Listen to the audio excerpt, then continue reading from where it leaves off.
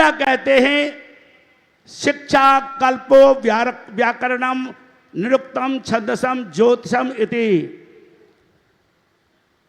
क्या कहा?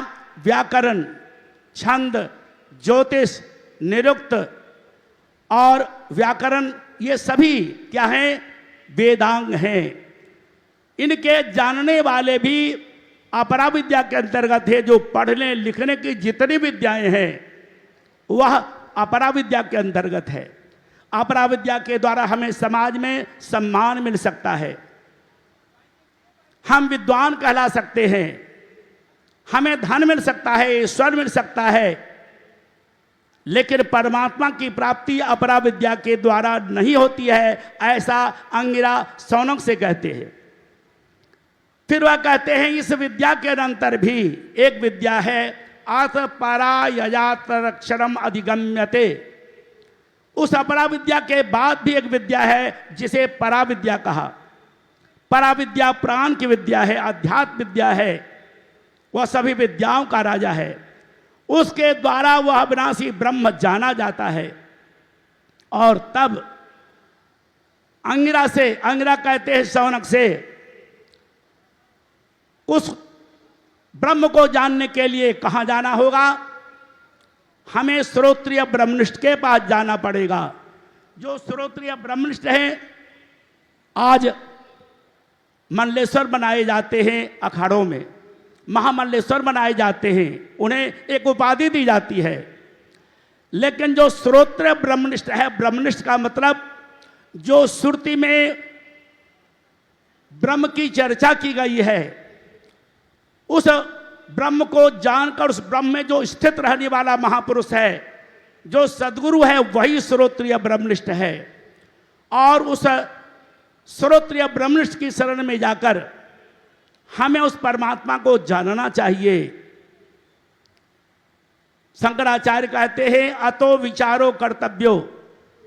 शंकराचार्य यह कहते हैं खड़ंग आदि वेदो मुखे शास्त्र विद्या कवित्वादि गद्यम सुपद्यम करोति गुरुरंध्र पद्मे मनश्चन लग्नम ततः किम ततः किम ततः किम ततः किम।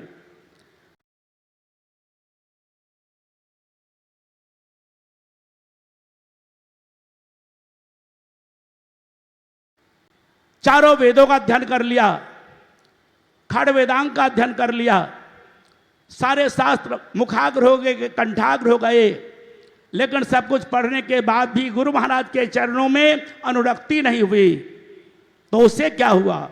उससे क्या हुआ? उससे क्या हुआ? इसके पढ़ने के बाद भी कोई उपलब्धि नहीं हुई। तो अंगिरा कहते हैं उस परमात्मा को जानने के लिए हमें श्रोत्रिय ब्रह्मनिष्ठ गुरु की शरण में जाना चाहिए। और तब अंगिरा से कहते हैं शौनक, आपसे बढ़कर गुरु और कौन होगा? तब उनके चरणों में नतमस्तक होकर अंगिरा से ज्ञान की याचना करते हैं शौनक। तब उस परब्रह्म का ध्यान कैसे किया जाता है, परमात्मा का ध्यान सुमरन कैसे किया जाता है, अंगिरा जी ने वह विधि बताई।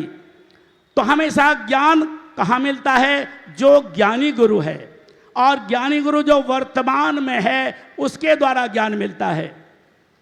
भगवान शंकर ने माता पार्वती को ज्ञान दिया। जिज्ञासा किसके अंदर है? माता पार्वती के अंदर।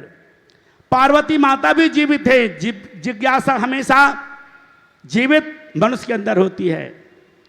और जब ज्ञान को जानने की जिज्ञासा हुई पार्वती जी को, तब शंकर के चरणों में प्रणाम कर वह ज्ञान की आचरण करती है। ज्ञान की आचरण किससे करती है? जो जीते जागते गुरु उस समय के वर्तमान हैं शंकर जी। हनुमान जी को भगवान राम ने ज्ञान दिया। हनुमान भी जीवित हैं और भगवान राम भी जीवित हैं। जीवित हनुमान के अंदर जिज्ञासा होती है परमात्मा को जानने की। आज हम रामचरितमानस का अध्ययन करते हैं। बहुत सारे लोग कहते हैं वाल्मीकि रामायण के आधार पर तुलसी कृत रामायण की रचना की गई। लेकिन अगर आप ब्रह्मांड पुराण को पढ़ेंगे, एक रामायण है जिसका नाम है अध्यात्म रामायण, ब्रह्मांड पुराण का वह अंश है। और उसके अंदर सगुण और निर्गुण ब्रह्म का